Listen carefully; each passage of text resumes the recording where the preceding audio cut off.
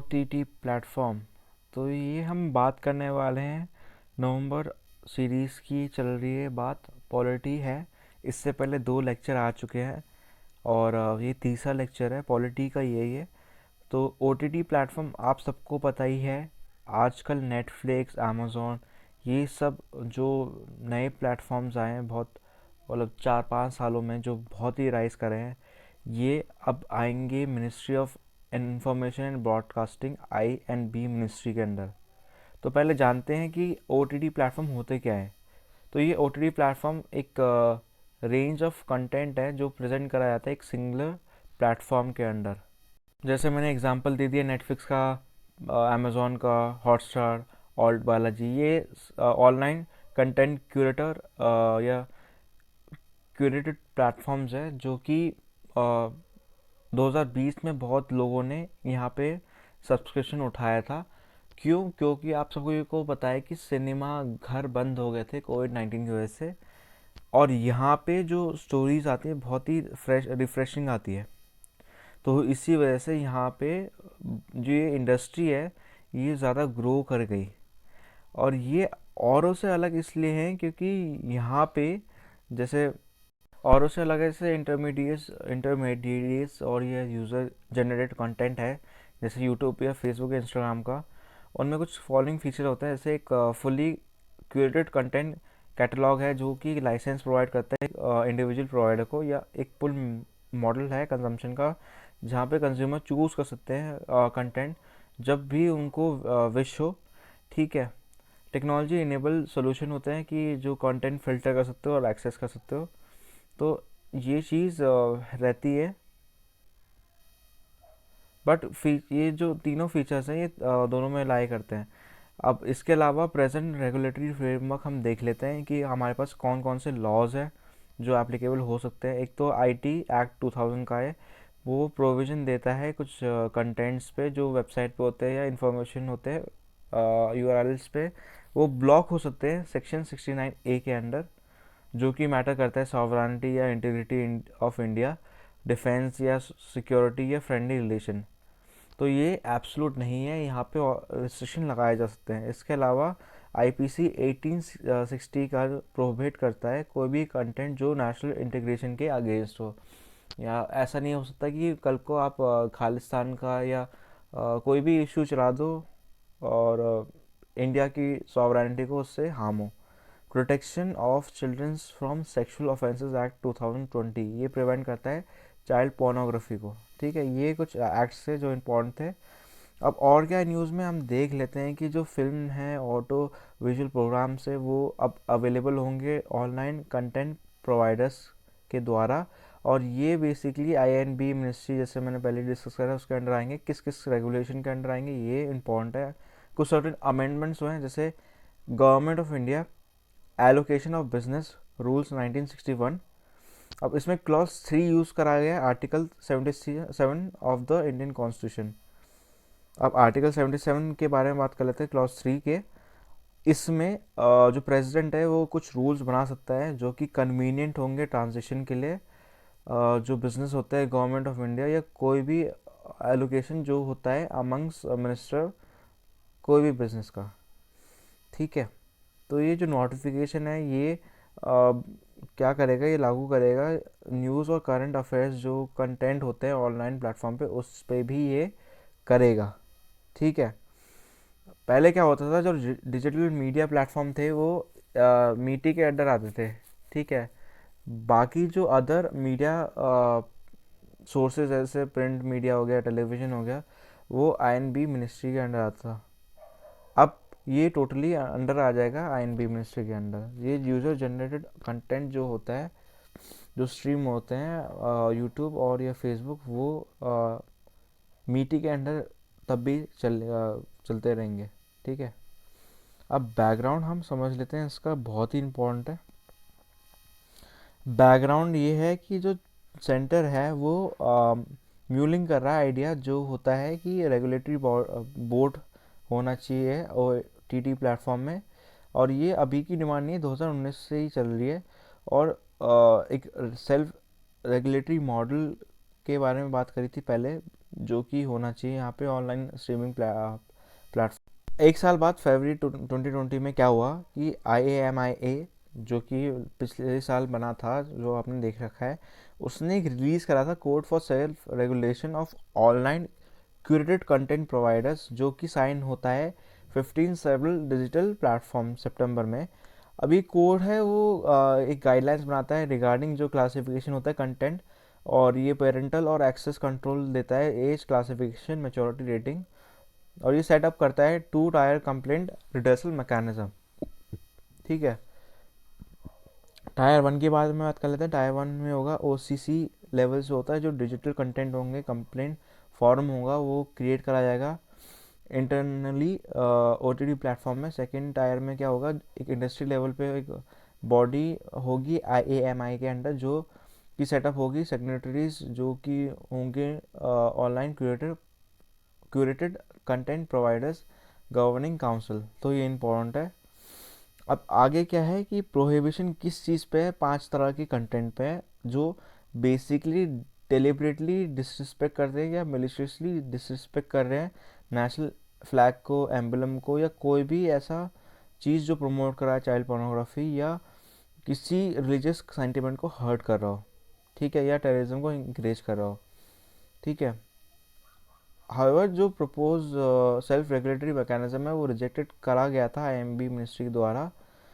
क्यों? क्योंकि उसमें बोला था कि ये लैक करता है इंडिपेंडेंट थर्ड पार्टी मॉनिटरिंग, जो कि जिसमें क्या होता है कि कुछ well defined code of ethics नहीं है, तो चीज़ें क्लियर नहीं है, इसी वजह से प्रोहिबिट करना बहुत मुश्किल हो रहा था। और सेकेंड और थर्ड टायर जो था वो एक इशू था। अक्टूबर 2020 में जो सुप्रीम कोर्ट की बेंच बनी थी वो नोटिस देती है सेंट्रल गवर्नमेंट को कि INB मिनिस्ट्री और IAMIA ने एक पिटीशन था कि हमें रेगुलेट करना चाहिए OTT प्लेटफॉर्म, जो कि होना चाहिए नेटफ्लिक्स, अमेजोन और बड़े सारे ऑटोनोमस बॉडी। ठीक है, तो यहाँ पे अक्टूबर में आपको ये ध्यान देना, सुप्रीम कोर्ट ने इंटरवीन इसलिए करा क्योंकि पटिशन फाइल हुई थी, तभी उसके रिस्पांस में सुप्रीम कोर्ट ने ये चीज़ निकाली थी।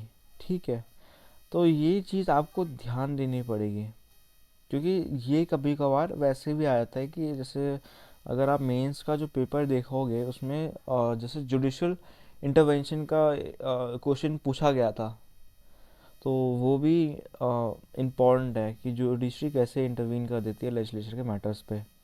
ठीक है, इसके अलावा अभी हम देखते हैं सेल्फ रेगुलेटरी बॉडी के बारे में बात कर लेते हैं, जो मीडिया प्लेटफॉर्म होते हैं इंडिया के। इंडियन टेलीविज़न ब्रॉडकास्टिंग जो है वो इंटर मिनिस्ट्रियल कमेटी, या कंटेंट जो होता है वो बेसिकली सेल्फ रेगुलेटरी बॉडीज़ में वो गाइड करते हैं, जैसे कि ब्रॉडकास्टिंग कंटेंट कंप्लेंट्स काउंसिल होता है, न्यूज़ ब्रॉडकास्टिंग स्टैंडर्ड्स अथॉरिटी होता है। बेनिफिट क्या होता है सेल्फ रेगुलेशन का? ये प्रमोट करता है स्टैंडर्ड्स जो होते हैं एडवांस में मीडिया क्रेडिबिलिटी पब्लिक के साथ, और ये बेसिकली पर्टिकुलरली जिसमें जैसे इंडिया की बात कर लेते हैं यहाँ पे, तो यहाँ पे हमें कुछ इवॉल्व करना चाहिए एक इंडिपेंडेंट प्रेस। सेकेंडली, ये डेवलप करता है कॉन्फिडेंस पब्लिक। तीसरा पॉइंट ये है कि इनकलकेट करती है प्रोफेशनल कल्चर, जो कि जज होते हैं मिस्टेक्स से, जो कि सही रहता है। लेसन्स जो होते हैं, प्रेशर होता है जुडिशरी में, अगर वायलेशन होता है पर्सनल राइट्स का, तो जो प्रेस है वो करेक्ट हो सकती है। यहाँ पे इश्यूज क्या है सेल्फ रेगुलेशन में कि डिफ़िकल्ट होता है यहाँ पे अराइव करना एक रेगुलेटरी कंसेंसस कि क्या एक्सेप्टेबल है, जो कि अफेक्टेड पार्टीज़ हैं या स्टेक होल्डर्स से बोलते हैं। टूटलेस इन नेचर की, मतलब कोई इंडिपेंडेंट इन्फोर्समेंट मैकेनिज्म नहीं, अगर कुछ हो भी गया तो फिर कुछ नहीं कर पाएंगे। ओपन टू इंटरप्रिटेशन है कि हर का इंटरप्रिटेशन अलग होता है, इसलिए अलग अलग चीज़ होती है। सेल्फ सेंसरशिप होता है कि एक सेल्फ रेगुलेटरी कोड होना चाहिए, जो एक फैक्टर में होना चाहिए। फैक्टर में नहीं होता कि आप किस डाइवर्सिटी को क्या सर्व कर रहे हो इंटरनेट पे। तो यहाँ पे सेल्फ सेंसरशिप इंटरनली बड़ा मुश्किल हो जाता है स्क्रूटनाइज करना इसमें। ठीक है, आप मान लो जैसे फॉर एग्जांपल पाताल लोक में एक सीन था, बहुत सारे सीन्स थे जो बहुत कंट्रोवर्सी में थे, लेकिन उसमें जो एक कम्युनिटी थी नेपाली कम्युनिटी को, वो उनसे हर्ट हो गए थे, एक सीन की वजह से। तो अब यही एग्जांपल यहाँ पे मैं स्टेट करा जाता हूँ कि सेल्फ सेंसरशिप आप कितने भी कर लो, कुछ ना कुछ ऐसे सीन्स आ जाते हैं जो एक पर्टिकुलर कम्युनिटी को हर्ट कर जाते हैं। ठीक है, अब यहाँ पे और भी चीज़ देख लेते हैं हम कि आर्गुमेंट्स क्या है अगेंस्ट रेगुलेशन ओटीटी के प्लेटफॉर्म में। इससे पहले हमने देख लिया था कि बैकग्राउंड क्या है, हमने ये भी डिस्कस कर लिया था कि भाई सेल्फ रेगुलेशन क्या होता है मीडिया में। ठीक है, हम आर्ग्यूमेंट्स देख रहे हैं इन फेवर, और फिर बाद में लास्ट में हम देख लेंगे बात कर लेते हैं इस चीज़ के बारे में कि नीड क्या है रेगुलेशन करने की ओटीटी प्लेटफॉर्म पे, और फिर बात करेंगे कि आर्ग्यूमेंट्स क्या है अगेंस्ट कि हमें रेगुलेशन क्यों नहीं करना चाहिए। हमें दोनों पहलू देखने चाहिए, वो इम्पोर्टेंट रहते हैं। ठीक है, तो जैसे आप देख सकते हो, पहला रेगुलेशन का रीज़न ये है कि रैपिड ग्रोथ हो चुकी है ओटीटी प्लेटफॉर्म की। India world largest growing market है ओटीटी प्लेटफॉर्म का, और ये 6 लार्जेस्ट बन जाएगा 2024 तक। जो इंडियन ओटीटी का रीच है वो इतने बिलियन से 237 बिलियन है फाइनेंशियल ईयर 25 पे। तो आप देख सकते हो कितना बड़ा राइज है।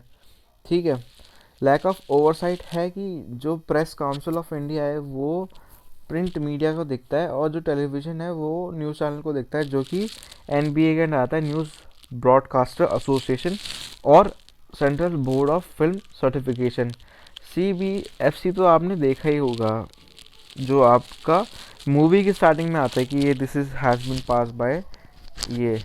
ठीक है, अब ये मॉनिटर करता है इन चीज़ को, पर यहाँ पे ऑटोनॉमस बॉडी के लिए कोई रेगुलेशन नहीं है।